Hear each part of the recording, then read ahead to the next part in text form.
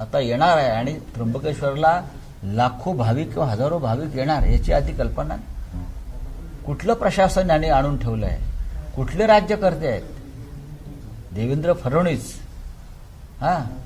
जे शेंडीला गाड बांधून भाषणं करतात विकासाची, दुष्काळ मुक्त करू आणि अमुक करू आणि तमुक करू, आणि खड्डे मुक्त करा. आधी खड्डे दत्तक आहे ना तुमचं हे गाव, तुम्ही दत्तक घेतलाय ना, विसरलात का? इलेक्ट्रिकचे शॉक दिले पाहिजे सरकारला शुद्धीवर येण्यासाठी. दत्तक घेतलं ना शहर तुम्ही बाप आहात ना या शहराचे, मग बापासारखे वागा ना. तुमचा दत्तक मुलगा गिरीश महाजन कुंभमेळ्यात पैसे खात आहेत आणि तुम्ही काय म्हणता हे शहर माझं दत्तक आहे म्हणून? कुठलं दत्तक विधान केलं तुम्ही? साहेब, आजच्या मोर्चाच्या निमित्तानं आपण प्रशासनाला, सरकारला काही अल्टिमेटम देऊ इच्छिता का? बघा, अल्टिमेटम कामं हे पूर्ण नाही, अल्टिमेटम असं आहे की हे जे सरकार आहे किंवा हे जे इकडलं प्रशासन आहे हे मुर्दाड आहे,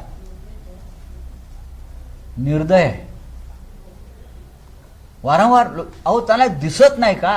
आम्ही अल्टिमेटम कशाला द्या? 80 किती नगरसेवक आहेत भाजपचे? 80 72 नगरसेवकांचे काय डोळ्यांची बुबळं बाहेर आली आहेत का? या रस्त्या तुमचे इकडले भाजपचे आमदार आंदोलन करतायत खड्ड्याविरुद्ध, राजीनामा द्या ना. मग मला बादला मी गेलो, लोक म्हटले आमदारांनी ते आंदोलन केलं. ही कसली नौटंकी?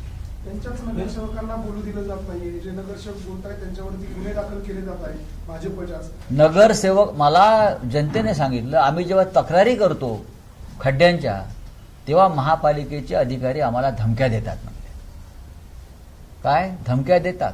महापालिकेचे अधिकारी आम्हाला धमक्या देतात, नागरिकांना. ही गुंडागिरी.